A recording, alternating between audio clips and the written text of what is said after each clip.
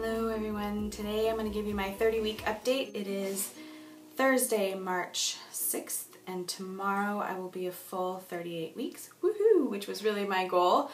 I have from the beginning, since I learned that we were having twins, came up with a song for our little boys, and it goes 38 weeks, 6 pounds and heads down, which was my little song to them saying we would like to make it to 38 weeks. Would you please be 6 pounds at least and get your heads down so we could have a vaginal birth? And right now, that's pretty much what we're looking like. Last week, so previous Friday, I did go in for another blood test to see what my bile acid serum test was at, which was related to the ICP condition and the itchiness that I was experienced before. And it had gone up from 11, so 11 was 2 weeks ago, and it hit 20. And I had seen from research online that 20 was the point where they do start to get concerned about babies and their health. So I wrote to my doctor, and he was a little concerned, but not to a large degree. I will take a blood test tomorrow to see where the numbers are at, and if they do get higher, then the doctor will bring me in to induce me earlier. But as of right now, I'm doing fine. I'm not experiencing any itchiness, really. The babies seem to be doing fine. They're doing great at their non-stress tests, and he checked on them, and my amniotic fluid is good, their heart rate is good, their weight gain is good.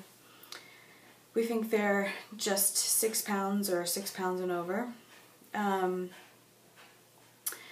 In terms of inducing labor, it doesn't seem like right now that we're going to have to do that because of the ICP, but from the get-go, doctor had said that he didn't want me to go really over 39 weeks. And I think that's because as the babies get bigger, there's an increased likelihood of complications. So we have set an induction date for the 12th of March, which would be 38 weeks and 5 days, which would be pretty darn impressive for some twins. But we have all agreed, the doctor and I, that, and my mom was at our last appointment, that it would be better if we just came in naturally going into birth. Good news is I have started to dilate. I'm 2 centimeters dilated, 70% effaced, which means almost 2/3 of the way there in terms of thinning out. And then he said it was soft, which is a good sign. It means that it's moving and shifting. So the goal is really to have a vaginal birth with minimal augmentations. I do know some things that are routine for our hospital and some things that are routine for having twins at our hospital.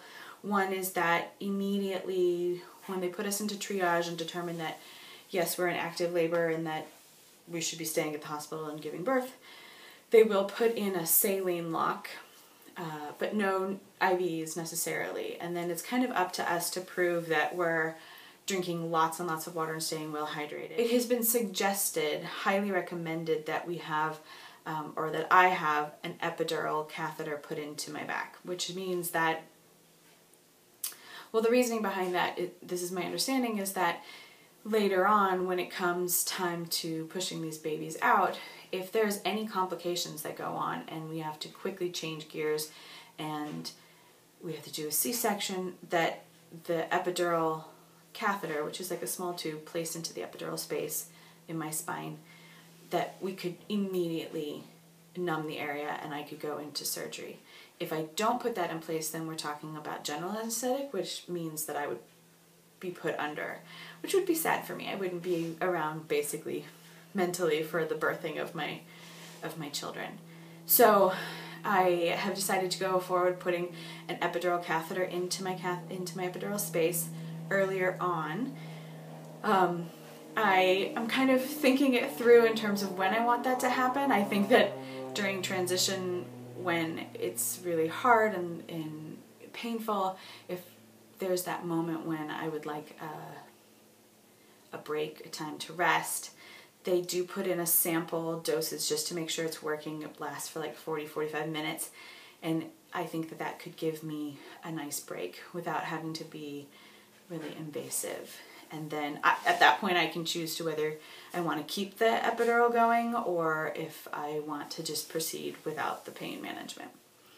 I also know that once I am ready to push the babies out, and we've gone through transition, they will move us from a labor room into a operation room, an OR. And that's common procedure for all twins, and even if they both came out vaginally and there was no cesarean, no any other kind of surgical thing, that no matter what, we will be in an OR just in case there are complications. Excuse me. So at this point, I'm trying to avoid an induction with Pitocin and encourage like a smooth vaginal birth. So I'm doing some methods based upon some research online as well as some talking with girlfriends. So walking a bit more, trying to get 15, 30 minutes a day to add pressure to the cervix, encouraging it to open. I did do a session of acupuncture 2 days ago. I'm going again today and tomorrow. Sex is supposed to be good for inducing labor. There's supposedly prostaglandins in the semen, which is the same thing that they would give me in the hospital anyways to soften up my cervix.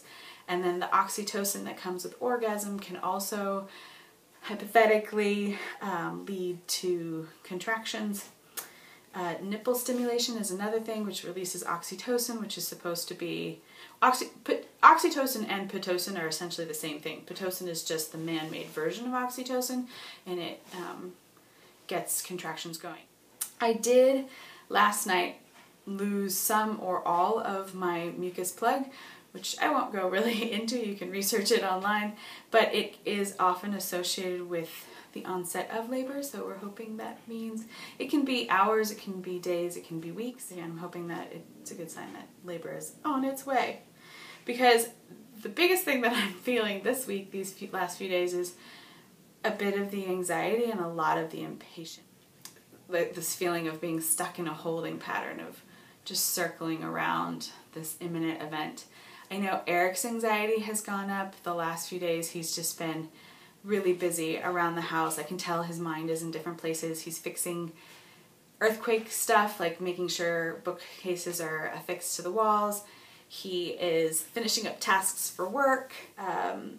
In my boredom, impatient state, Mom and I have been going around and exploring different neighborhoods and getting lunch at different places, trying to walk around a bit, which is really actually kind of fun, and discovering new restaurants and things like that. And the other thing we've been doing is, well, napping. I nap occasionally.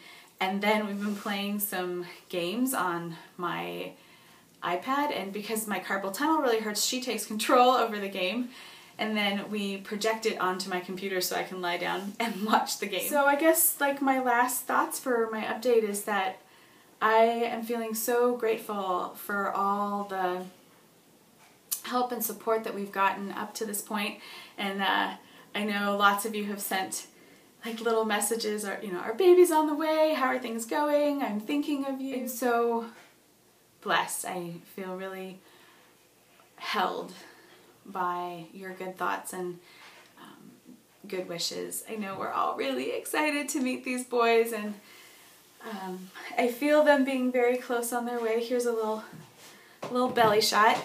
Where I think I've mentioned this in the last post, that we're at a point where people stop and they'll ask me if I'm having twins because the belly has gotten so big. And it's all belly. It's just so round, and as the African American men and women like to say, "Whoa, that's all boy." So we're very close. I'm very excited. Definitely a little bit on the anxious side, but mostly so eager to meet these little boys and begin the next chapter. So that's all I've got to say for now. Keep yourselves well and healthy. We will be sending out an email to let you know when labor is starting, and you can light your candles and send good wishes. And then maybe the next time I'm posting will be about babies with pictures and video too. So much love. See See you next time.